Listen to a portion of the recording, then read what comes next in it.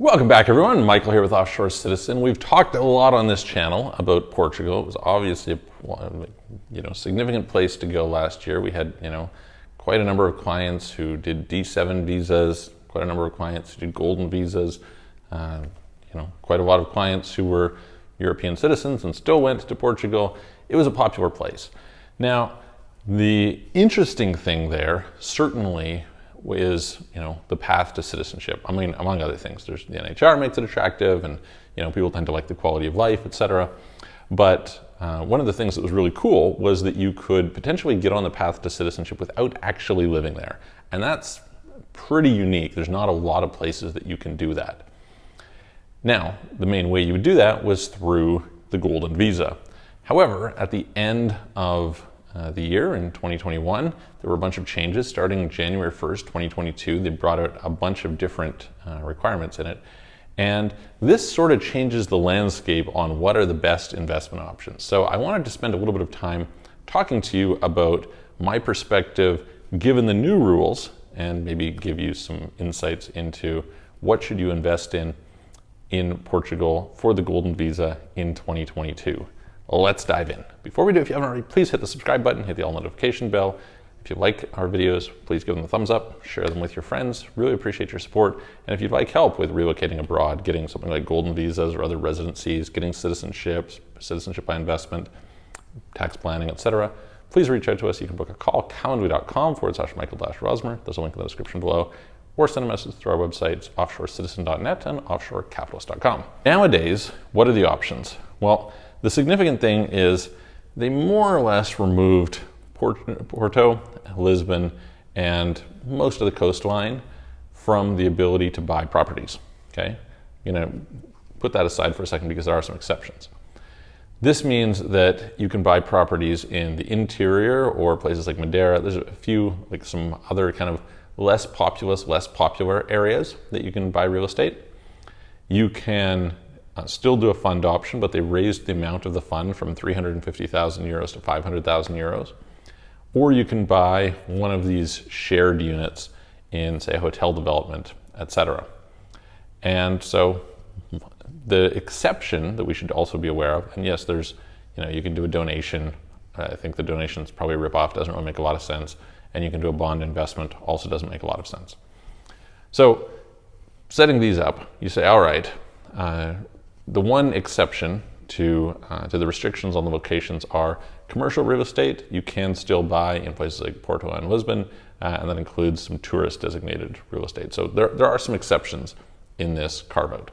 However, worth understanding like the reasoning behind each of these. Now, I was traditionally telling people generally the shared real estate. So the shared real estate option can involve properties as low as 280,000. Okay, so it's the cheapest, it's the lowest entry point. You put 280,000 euros into it, and that qualifies you. Usually, the way this works is you don't get yield on those projects. You're buying into, maybe they're building a Marriott or a Hilton or something like that. If you have questions about it, reach out to us and we can discuss different options. Those options, the problem with them is they say, okay, we have a guaranteed buyout for you at the end. I have done a video specifically on this a little less than a year ago, where I was just kind of cautioning people. There's some cases where it makes perfect sense to do that, okay? Perfect sense. But do go in with your eyes open, realizing it's possible that you won't get bought out in the time that they say. You may not get the amount of money back that they say. And so, you have to kind of be a little bit skeptical there. And I discussed it at length before. However, I am more positive on that option this year than I was last year. How come? Last year when I looked at it, I said, all right, so it's a 70,000 euro difference between the 280,000 development and either a kind of self-managed property or the fund option. And I was pretty big on the fund option. The reason was, look, if I can put my money somewhere, again, some of the funds were good, some were not so good. Again, if you have questions about it, reach out to me. But the difference was 70,000. The opportunity cost on 70,000, not that great, especially when you consider that the 70,000 was producing yield for you. In fact, the 350 was producing yield, whereas the 280 was not. And as a result, the real numbers worked out to more or less the same, right? you probably ended up having similar opportunity cost in one versus the other. And I figured it was more stable in terms of what would the outcome would be with the fund or one of these 350,000 managed properties versus the 280,000. Okay. Now that they've changed it and it's 500 versus 280 for the fund, this is a pretty substantial difference, right? Almost double the price. And so I think in that situation, it makes it more compelling to invest in 280,000 options. You can check and look in your own situation, but there's a lot more. Whereas somebody who can afford 280 often could afford 350. Somebody who can afford 280 often can't afford 500, right? It's a pretty big difference. So it might just be a better option in that regard. Second of all, the opportunity cost, even if you can afford it, you're talking about 220,000 of extra money that you could be deploying. Let's say you could go and earn, I don't know, anywhere from 10 to 20% on that money. Some people, figure they can earn really, really high returns, whatever, pick whatever number, and you can run forward over, call it 6 to 7 years, what the cost of that money is.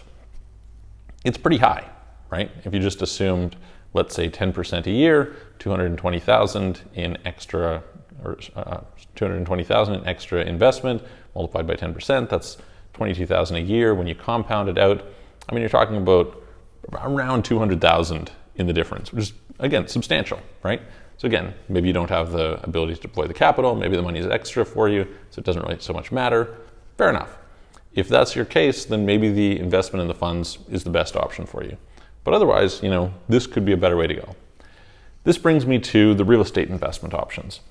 Now, you can do commercial real estate, you can do some of these things, and that could be perfectly good. On the other hand, I mentioned in a previous video some time ago that, in my opinion, if I was to choose perhaps one of the most attractive areas to invest right now in Portugal for actually buying real estate and getting a good deal, I would say you could buy residential real estate in Madeira. Why Madeira? My basic view is this. If you have a lot of influx of capital that has been coming in for the last 10 years or so since they started the Golden Visa in Portugal, and it's mainly flowed into Porto and Lisbon, and you've seen the prices skyrocket, now suddenly they're pulling a lot of that money back. Where is that money going to go? Because the truth is the Portuguese Golden Visa is still a really attractive program. People are still going to come and put money in. You've got a few simultaneous factors going on here. Number one is less money is coming into Lisbon and Porto. Number two, a lot of the people who are now going to be completing their Golden Visa are in a situation where they're going to be net sellers. So you've got more selling pressure and less buying pressure. That's the way that I view it. And so we say, okay, where's the money going to go? Now the money could go into more rural areas in kind of the general country. The truth is that's, I would say, just plain less attractive to invest in, to be frank. In addition to that, the capital prices of real estate are greatly influenced by supply factors. In other words, when there's a scarcity of supply and increasing demand, you see prices rise. There's not really a scarcity of supply in rural Portugal. So they have a lot of ability to build, and this keeps the prices dampened. By contrast, you look at Madeira. Madeira is a pretty attractive place for those of you who haven't been there. I kind of view it a little bit like Portugal's Hawaii or something. It's fairly undiscovered from a tourist standpoint, but I think it will kind of pick up more and more over time. And you're in a situation where you have constrained supply because you're on an island. You want access to the sea, the ocean, etc., right? So I think that it's likely that a disproportionate amount of the capital for new Golden Visa applications will probably go into Madeira versus going into some of these other areas. And that's probably going to put upward pressure on prices. So I think probably risk to reward, that's a great place to be. Now, the thing that I wanted to mention here is another side of investing in property versus investing in, say, shared property. Because you could go and do this hotel thing, great, put in less money. To be fair, that's a perfectly reasonable a perfectly reasonable value proposition. But you could buy actually a standalone property. And okay, maybe you have to manage it. Maybe you can get somebody else to manage it, so you don't really need to. It's a little bit of a fee, decrease your yield. Fair enough, not a big deal. However, what if you change your mind partway through here?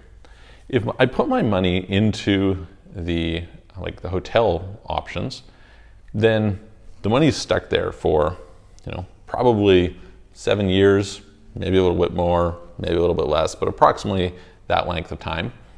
And I really have nothing that I can do to get it out. What if I suddenly need capital? Can't get it out.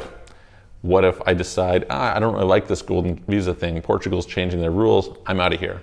Can't get it out, etc. By contrast, if I have a property that I bought, then I have 100% control. I have full optionality. If it turns out that I think, markets are not looking so good, I want to sell, I can. If I decide I'm no longer happy with the golden visa program, I want to sell, I can. If I decide that I need the capital and I need to sell, I can.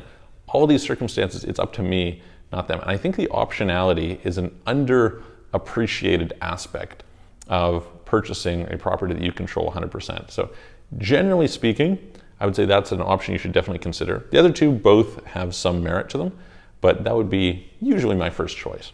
So let me know what you guys think. If you kind of think of some other places that are great to invest in the country, or if you think that there's one of these options is more preferential and why, please put it in the comments below. Would love to hear from you.